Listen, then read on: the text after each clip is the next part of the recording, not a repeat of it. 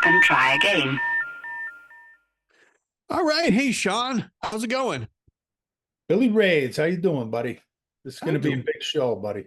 yeah, doing good. So this is kind of a special episode that we're gonna have available for everybody. It's kind of in our speakeasy format. It's a little bit different than the regular weekly show, but this is instead of just being exclusive to our paid Patreon members, this is a free show for everybody. So this is Sean, this is your time to shine, Sean, as they say. This is your Notre Dame preview show. You First see, time. Billy, you see the background I have there? I That's actually took that picture from the building across from the Golden Dome when I was out there Golden last Dome, year.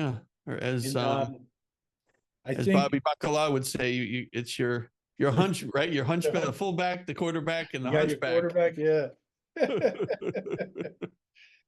But I think, Bill, we were set up pretty good with this. With Nathan wrote a nice college football article, put up on our website, and it did great. I mean, it might end up being our highest rated article, because it's in the feedback's been tremendous, and he set us up, and we're ready to go, Billy. We're gonna have the Notre Dame preview. All right. Well, let's do it. I get some questions for you, Sean.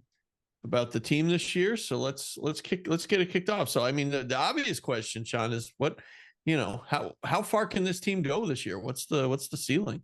Well, Bill, and I'm going to sound like a homer here, but the ceiling in his team is national championship, undefeated, and this would be the first time that a team would have to go be 16-0 with the new format, the 12 team playoff format. You would have to go 16-0. We've had 15-0 teams, but we've never had a 16-0 team. So I think that's the ceiling in his team. I really do. The talent is there.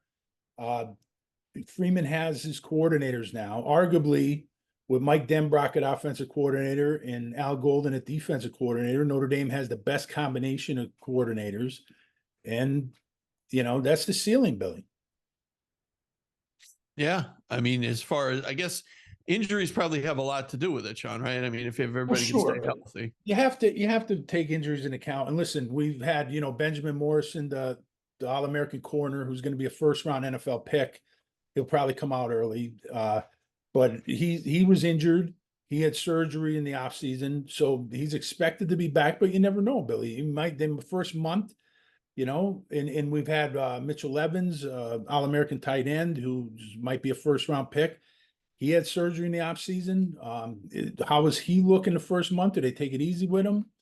You don't know. But for the most part, Bill, injuries, they haven't had any. They have a couple injuries here and there, but nothing really significant that's really going to hurt them right now. Knock on wood. Going into the season, they're pretty healthy. Yeah. Well, that's good. That's always a good sign. So, obviously there's a lot of talk about the Coach Freeman, right? This is going into his third year? Third year, yep. As coach. So what do you see as his biggest challenge this year? Well, I mean, to me, Bill, his biggest challenge is to navigate the schedule and don't have the pitfalls you had with making sure your team is up every week and not fall into those, like Louisville last year. They weren't prepared to play that game at night. They should have never lost that game the way they did. That crazy game, right? That was. Yeah, it was just, but they weren't ready to play that game, Billy. And they had a better team than Louisville, and they just didn't show up at night. They weren't ready. You have to get that. But the first season, Billy Freeman's problem was he lost to teams that he should have never lost to, like really bad teams. Like Stanford was a horrible team, Marshall. And I think he corrected that in season 2. He, they won 10 games and 9 of them were blowouts. So, like, you're talking like 4 touchdowns or more. So he beat the teams he was supposed to beat. He beat them badly. Now it's like, you didn't play that great on the road. You got to fix that, because that first game is a tough place to play. Texas A&M is one of the hardest places to play in college football, and that game's going to be at night. And even though ESPN says Notre Dame is irrelevant, that's where they go week 1. So right. Yeah. They're going to be there. It's going to be nuts. And Bill, when you asked me about the ceiling, I do want to say the floor of the team, to me, and this is how good I think this team is. The floor, when you look at the schedule, because I don't think Notre Dame has a team on that schedule that there's not a team on there that has more talent than Notre Dame. I think 11-1 and then, win a playoff game, and then maybe you lose in the second round to a tough opponent. So a 12-2 finish, to me, that's the floor. So if Marcus Freeman goes, like, God forbid he goes 8-3, or I'm sorry, 8-4, 9-3. I mean, I'm not going to sit here and say he should be fired, but I am going to have to reevaluate expectations, because either he's going to take a lot longer than we thought, or something is wrong, because this team should not be, they won 10 games last year. They shouldn't be going backwards. They have a lot of talent, a lot of experience. You have your coordinators. So to me, that's the floor, Billy. Well, let's break down the schedule. I mean, you got that tough first game at Texas A&M. Then you got Northern Illinois. That should be a win, right? Should be, but Bill, the MAC teams are pretty tough. You notice on the schedule, the two MAC teams they play, they're pretty good MAC teams. But what you notice, there's no power games. So you don't have Alabama, you don't have Georgia, you don't have Ohio State, you don't have Clemson, like Notre Dame usually has one of them in there. They don't have that. So a lot of people say it's an easy schedule, but it's really not. There's a lot of good teams there, but go ahead. So you got go through it. Yeah. Well, yeah, we could like do this Mike and the Mad Dog format, right? We go, sure. All right. Now we got Texas A&M week 1. We got Northern Illinois week 2. Purdue week 3, Mikey. What do you say? What Purdue win or loss? Purdue, I tell you, Purdue, I look at Purdue's roster, and it's a horrible roster. I mean, they really struggled. They've had a lot of recruiting hits, but you never know. That's an old school rivalry. Again, you got to show up every week. You got to be ready. The next week, they play Miami of Ohio. I'm going to be at that game out in South Bend. Now that's a pretty good MAC team, Miami of Ohio. So, but again, you look at the first 4 games, even A&M, Notre Dame's a better team than A&M. They're a better team than all of those teams that first month. So just take care of your business. Don't let the distractions of playing at night in Texas bother you. And the thing is, Notre Dame has a lot of kids on that team from Texas. So you're gonna have a lot of kids, Billy, because they recruited well in Texas. Yeah. So go through the rest of the schedule, buddy. So they should be 4-0 going into that rematch with Louisville, right? Right. And that's Louisville has a lot of talent. They in the offseason, Billy, they did really well in the transfer portal. Brahm is a really good coach. He's a Louisville guy. They got a good passing game. This is going to be a tough game, but Notre Dame's a better team. This should have never happened last year. You're playing at home. You got. And they're going to be prepared this time. I mean, they're going to be amped up for that game. I would hope so. All right, then at home against Stanford.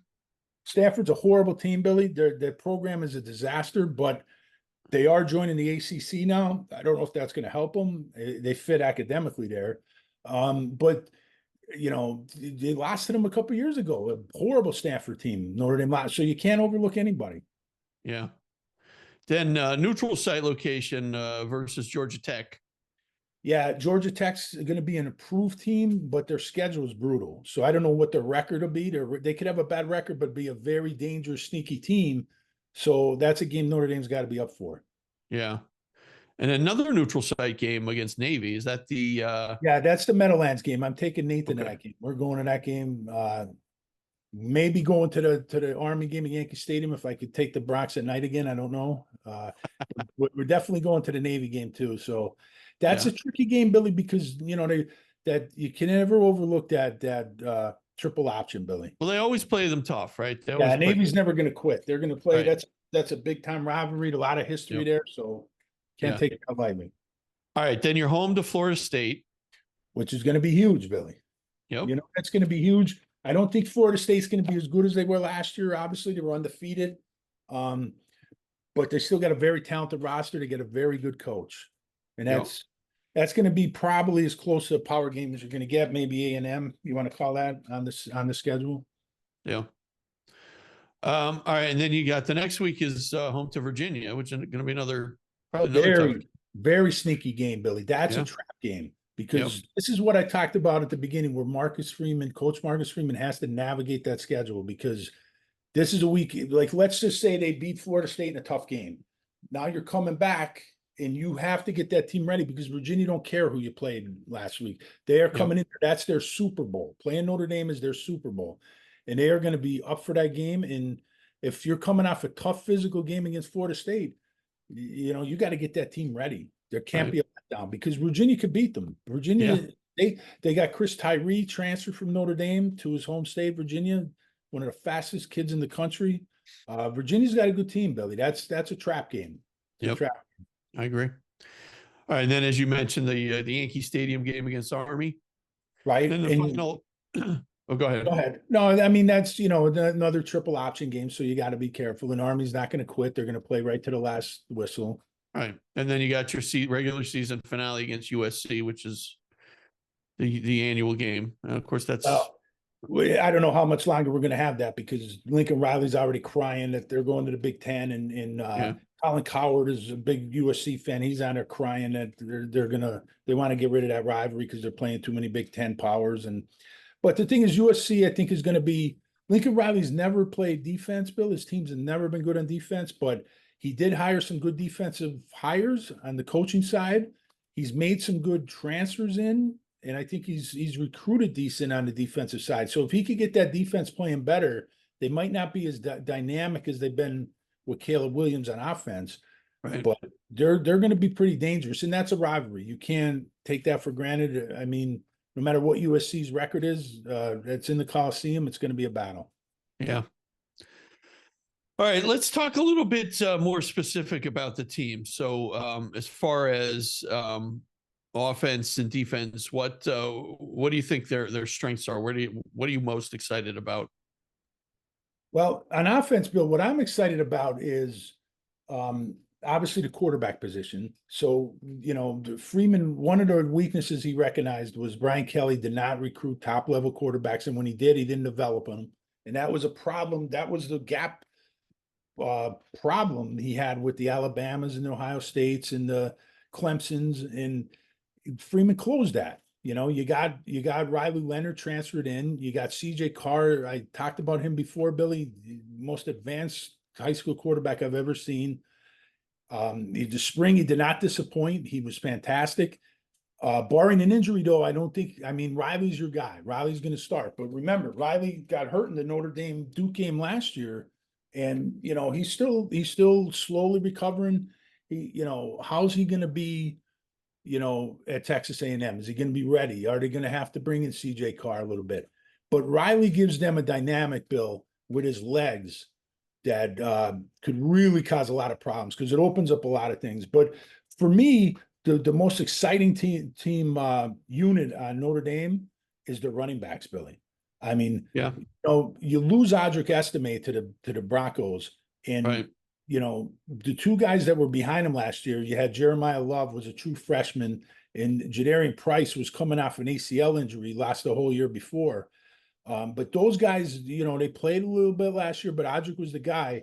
This year, those two are the guys, and they're going to be 1A and 1B. And I'm telling you, Billy, I can't see a more dynamic combination in the country. They are going to shock people because people outside of Notre Dame don't know how good these two guys are. And barring injury, they're going to be so dominant, Billy, not just in the run game, but in the passing game. And they've been using Love could flank out to the he could go out to the flanker position. I mean, they move him around, but they're dynamic in the passing game. And the thing is, Price was a kick returner last year. And now with they bringing in the transfer from Marshall, the number 2 kick returner in the country, Jaden Harrison, now Price could concentrate just on running back. So those two guys are dynamic, Billy, dynamic. And I think with Denbrock, it's going to be, he's going to utilize his strengths and he's going to find a way to get those guys the ball. And then on defense, Billy, they've been a top 10, top 5-ish defense. I think with the talent they have this year, with the experience coming back, I think they could have the top defense in the country, Billy. If things that's how good I think the defense could be. Yeah. So, Sean, you mentioned the recruiting before. Who are the freshmen that you're excited about that are coming into the team this year? Obviously, CJ Carr. I mean, I mentioned him. I talked about him, but again, barring an injury to Riley Leonard, CJ's the heir apparent. But there's other good quarterbacks. Kenny Minchie from Tennessee is a really good quarterback, and we'll talk about guys transferring in this later. But CJ, I'm really looking forward to seeing him. He was fantastic in the spring. But I'll give you an offensive lineman, Billy, from Boston, Gerby Lambert. Now, you don't want to have true freshmen starting in Notre Dame. There's a lot of guys vying for positions, a lot of guys with experience, so you don't necessarily need a freshman to start. But this guy might work his way in the rotation. I wouldn't doubt it because he's a monster, Billy. He's already coming in at like 6'6", like 310. Wow.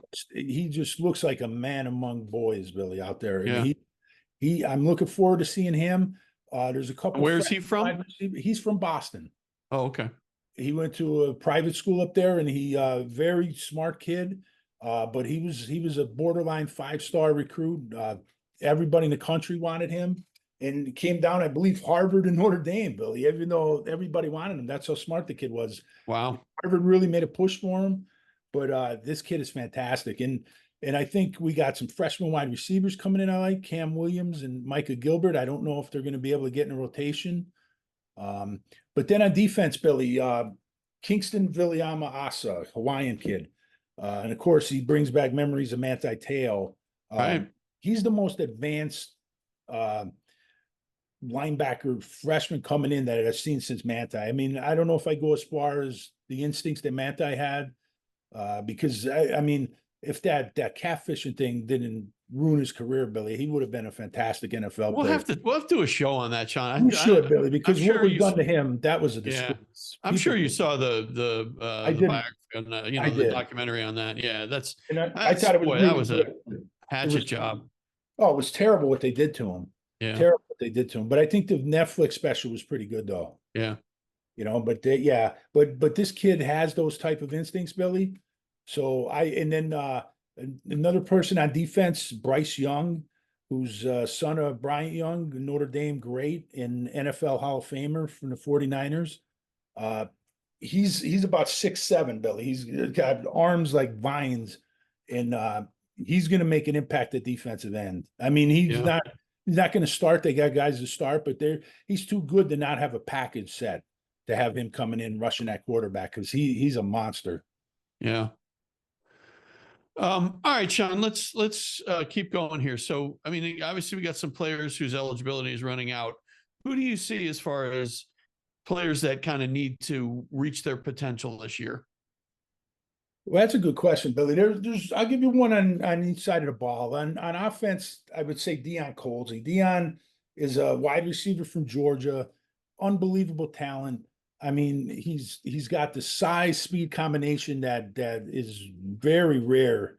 I mean, it's just he's just a tremendous talent, but he hasn't been able to put it together. Some of it's been injuries, some of it's been just trying to adjust from going to Georgia to Notre Dame, and he just hasn't put anything together yet. And this is, I believe he's got 2 more years. He does have 5th-year eligibility, but with the talent they're bringing in, Billy, he's going to have to make a decision. And this is just the state of college football. I mean, if he's not in that rotation this year, he's got to make a decision. Does he transfer somewhere else where he could play? So he's got to step up. He's had a good spring, but there's a lot of guys in the receiving room has been revamped. Freeman has really done a great job revamping that because it's been an issue. And, he's got to step up. And then on defense, Billy, I'll give you one. Another Hawaiian kid. They got a great pipeline to Hawaii, but Jordan Botelho. I mean, this kid's like an enigma, Billy. He's going in his senior year, and he's played a lot of football, and he's showing signs of greatness, but he just no consistency. And he was the MVP of the bowl game last year, and I think the bowl game the year before, he had a even better game. But his regular season, there's games he just disappears. You don't even hear his name. And he's got all the skills to just be a weapon there. He could be a run stopper, he could be a pass rusher, he could just be a formidable end. And they got so many guys, Billy, where he better step it up, or maybe he loses his starting position. Wow. But if he wants to play in the NFL, he has to have a big year, because he's got the skills to play at the next level. He's just got to put it together. Yeah. All right. Well, Sean, we did a show about NIL and the transfer portal and everything. And, Notre Dame's got a bunch of transfers this year. I think the quarterback from Duke, right? Didn't he transfer? Yeah, Riley Leonard is he's a transfer. That's the kid I told you to start over CJ Carr. He's from Duke. Okay. Yeah. What other transfer players are you looking at this year? Oh, well, the wide receivers, Billy, because, they had to get rid of the coach, Coach Stuckey, they fired him. And the coach Kelly had Del Alexander was not good. And the receiver room's been a problem for a while. This recruiting still hasn't been figured out yet. So they have to use the transfer portal. And they brought in guys, Billy. They brought in, I mentioned Jaden Harrison, the kick returner for Marshall. Now, a lot of people didn't expect him to make an impact in receiver because he did more, he was mainly just a kick returner, Marshall, but he's really looked good as receiver, very quick, very fast. But the other two they brought in, Billy, Bo Collins, he's a fantastic wide receiver. And anytime, Billy, you get a wide receiver from Clemson, that's fantastic. I mean, you get a guy from Clemson, Billy, they're big time. The other one is Chris Mitchell from Florida International. Speed guy, Billy, speed guy. And he put up big numbers, over 1,000 yards at Florida National. Now, how does that translate from that level to the level of playing, big time D1 at Notre Dame? We don't know, but he has looked good in the spring, very fast. But bringing in those guys, Billy, has really got me excited. And then on defense, Billy, they brought in Jordan Clark to play nickel. Now, nickel, they use the nickel in a lot of their base packages, Billy, because they use nickel a lot. They're going to play a lot of teams that pass the ball. And he's the son of Ryan Clark, that played with the Steelers. Oh, okay. He played with LSU. And it's interesting, Bill, all these guys that played in the SEC, like not Plaxico Burress, but other guys that played in the SEC and maybe some of these Southern schools, they send their kids to Notre Dame, because they know, they want to get that education. But he's one. Right. They got Rob Hurd from Northwestern. He's going to come in. He's a corner, but they're going to use him at safety to play opposite Xavier Watts, the All-American. So that's a big one. And then they got another kid from Duke, Billy, R.J. Oben at defensive end. And last year when they played Duke, they had trouble with two guys, R.J. Oben and Riley Leonard, and Notre Dame grabbed them as soon as they hit the portal. So I'm excited about those guys. Oben's a really good defensive player. Yeah. So, Sean, as far as specific players that can kind of change the fortunes of this team, who do you see, like, if they have a great year that can kind of lead them to the title, or somebody if they have a lousy year, going the opposite direction? Sure. Well, Jaden Greathouse is a freshman that played a lot last year. He played a lot last year as a freshman from Texas. Very, very good receiver. If he could step up, and he's been, like, the receiver room right now is a lot of really good receivers, Billy. And Denbrock likes to go to rotation of about 6, but I'm looking at the roster. They got about 10 that could play. But who is the alpha dog in that room? You know what I mean? Like, they have a lot of number 2s, but do they have that number 1, that go-to dynamic, receiver? And I think Jaden Greathouse could be that guy as a true sophomore. He looks the part. He had the spring. He kind of took that mantle, and I'm thinking if he could take that to the next level, I'm thinking that's the key. But as far as guys that if they don't take it, I mean, the offensive line is very talented, but kind of young. Notre Dame recruits the line like nobody else, and there's a couple guys on there. Charles Jagasaw is one of them, redshirt freshman. He started the bowl game last year, when, of course, Joe Alt and Blake Fisher, who ended up being, Alt was the 5th pick in the NFL draft, and Fisher was 2nd round, and they didn't play. They opted out of the bowl game. He took over that spot. He has to have a big year. If he doesn't have the year that's expected of him, that could hurt, Billy. That could hurt. So we really need him to step up, and I think he will. I've seen all the signs. Like, I haven't seen any signs that say he's not gonna. Yeah.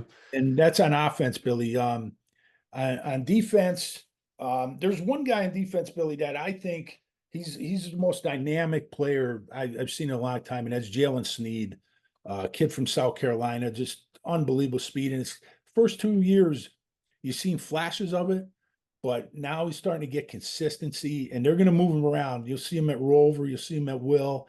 He's the kind of kid that could blow up defenses. And as far as players that could hurt, that if they don't, it'd be like if Benjamin Morrison don't come back from the injury, that really hurts because I mean they have Christian Gray as a top corner, but I mean, you can't lose a Benjamin Morrison. You need him. So that would hurt.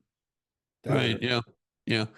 Now you mentioned, of course, the offensive line, and Notre Dame lost a couple of starting offensive linemen in the NFL draft. How do you replace those guys?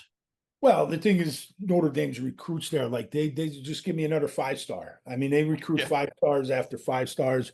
I mean, that's a position, look at the NFL, you got, Quentin Nelson and Zach Martin and Aaron Banks and just the highest paid offensive linemen. I mean, I think 5 of the top 6 are from Notre Dame. I mean, they're O-line U. So the thing is, you got to get them developed though, because you're going to have it's going to be young. You might have redshirt freshmen in there, a couple redshirt freshmen, but you also maybe if Gerby Lambert plays, you'll have a true freshman. So they're a young team, but they do have experience, Billy. So it's like just get them ready and just it's like the Ohio States, Billy, and the Georgias and Alabamas. You don't rebuild, you reload. And Notre Dame could definitely just reload at the offensive line. So next man.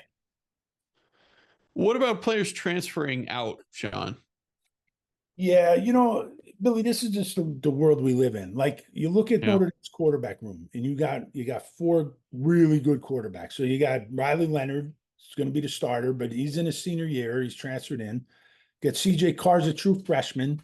Kenny Minchie's a redshirt freshman, and then you got Steve Angeli. Steve Angeli's a very experienced quarterback, and then you got Deuce Knight coming in for 25 season. Now there's a lot of teams. I'm not going to get into the drama. Teams in the South, Auburn, LSU, Alabama, they're trying to poach him. There's all kind of rumors that that he might be flipping. I'm not going to get into that. Until the kid signs on signing day, everybody in the SEC is going to be after that kid. So let's just leave it at that. And then you got Noah Grubbs in the 26 class. So what Freeman's done is every year we're going to go after a top level high 4-star, 5-star quarterback. So what'll happen, Billy, is can't expect all those kids to be on the roster. Like Steve Angeli, I don't know if he's going to transfer this year or next year, but if he's not the starter, he could go to a place like Syracuse or Rutgers or someplace like that and start 2 years. He's got 2 years eligibility and maybe get on an NFL roster. So you can't expect these 4 quarterbacks to be there because that's just the world we live in. And then next year, Billy, when Riley Leonard's gone, CJ Carr is going to be probably the man, but Kenny Minchie's going to be right there. Kenny Minchie don't start. Kenny, he's not going to sit around and wait. He'll probably end up transferring. So that's just the world we live in, Billy. Yeah. So I don't worry about it. Freeman's done a good job getting the transfers he needs. So it's just the world we live in, Billy. You know? Sometimes you have to have a conversation with a kid that's a senior and you got a younger kid coming up like they did with the center Zeke Carell last year and tell him, look, we can't guarantee you a starting spot next year. Yeah. And then if you want to go somewhere else, and he went on to NC State and that's that. I mean, so I don't worry about the transfers really. Yeah. And I would also, I'd encourage our listeners to go back, if you haven't listened to that episode that Sean and I did about NIL and the transfer portal, definitely go back and find that in our, in our library. Cause that was a great episode. I think we really did a good job explaining that. Yeah. All right. A couple questions I left for you, Sean, then we'll wrap this one up. Okay. Notre Dame's a little bit different than most big time schools because of their academic standards, right? Real. I mean, as far as, academic workload goes for these players, do you feel like that's a factor in, kind of wearing them down as the season goes on? Whereas, some of these other schools, these kids aren't showing up to class. They're not, they don't have a full academic workload. Notre Dame, they have to. So, I mean, what's your opinion there? Bill, it's just the reality of it. When you go to Notre Dame, though, you realize you're gonna go harder. I mean, it's I listened to Mike Goolsby's podcast. Mike Goolsby was a captain linebacker with Notre Dame, the early 2000s, and he talked about how hard it was. The academic struggle is real there, and he talked about how he'd get ready for games, and he was so tired, he didn't get much sleep. He was up studying, and the other team, you look across the field, and the other team, it's their Super Bowl. They're fired up, ready to go, and he didn't even want to play the game. He's so tired sometimes, and Hmm. that's just a reality, Bill. And you look at it, Notre Dame had a 94% graduation rate in the last thing that came out, and that's just because they had a couple guys go out, Billy, like Joe Alt left early, Blake Fisher. But usually Notre Dame's up around 98, 99% graduation. And then Wow. you get a team like Georgia, Billy. Georgia was 41%. Huh. And this is how bad that is, Billy. They didn't count guys that left early for the NFL or guys that transferred. So that 41% only includes the players that were left and didn't graduate. I mean, what are Right. you doing? How could you even call yourself a university if you're graduating less than half of your players? I mean, that's just pathetic, Billy. And I think it was like a span from like 2016 or something. So you're not just talking about 1 year. Right. And yeah, the struggle's real, Billy. The academic struggle's real. You got to work around that. You got midterms and everything, and it's that going into Notre Dame, though, it's not going to change. Everett Golson a couple years ago, try to get a shortcut, having somebody do an essay for him, and they kicked him out of school, and it ruined his career, Yeah. Billy. Yeah. So it's like they're not going to play around. They don't care if you're the starting quarterback or whatever. You got to make the grades. Right. Absolutely. All right, Sean. I'll ask you one more, and then we'll wrap up this episode. Where, and obviously we're getting it's getting late early, right? We're starting to get to that point now where the season's starting up. Where is Notre Dame ranked right now as far as the national media goes? From what I've seen, anywhere from around 5 to 10. Nathan had him at 6 in his poll. I don't, I'm okay with that. That's about where, between 5 and 10 is where most people have them, and I'm okay with that. Yeah. Because again, you got to prove it. They won 10 games last year, but now, you got to take it to that next level. So I'm fine with that. I mean, it's just amazing, Billy, that these guys got to gaslight everything, and they say that Notre Dame's irrelevant and this and that, especially ESPN. And then where do they go week 1 game day? Texas A&M. Right. Yep. Notre Dame. I mean, it's like, come on. But yeah, I mean, I think most of the major announcers, I mean, if they're not going to be biased, I think that's where they have them ranked, the ones that I've seen, and I'm okay with that. I'm okay with that. Yeah. Okay. All right. I mean, Sean, you think as far as you think this is probably their best shot, right? Their best shot that they've had in a long time to win it. I'll say this, Billy. I think this is their best roster they've had since the early 90s with Lou Holtz. Wow. And I think this is the best combination of coordinators in the country, which is important because now it lets your young coach, Marcus Freeman, kind of be the CEO. He could overlook, he let them guys cook, let them guys do what they do. And you could oversee the team and where you need it. He's an ex-linebacker. If they need him to get in there with the linebackers, and he could do that, but he could oversee the whole thing now.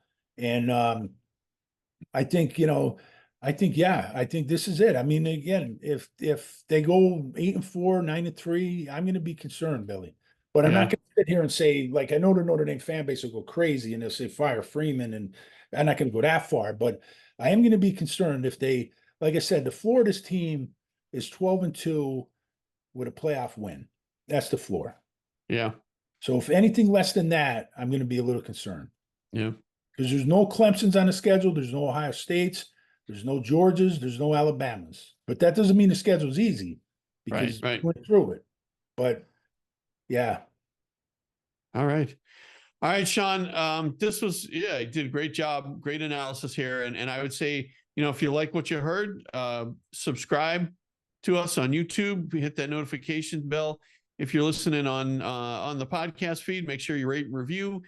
If you're on Patreon, we thank you. This will be free for our free Patreon members. Make sure you check us out, our other shows, and we do a lot of sports here. We don't do a ton of sports. We do a little bit, enough for us. We get them in on the speakeasy though. We talk about. Yeah, absolutely. All right. All right. Good job, Sean. Good analysis. All right, buddy. All right. Take care, everybody.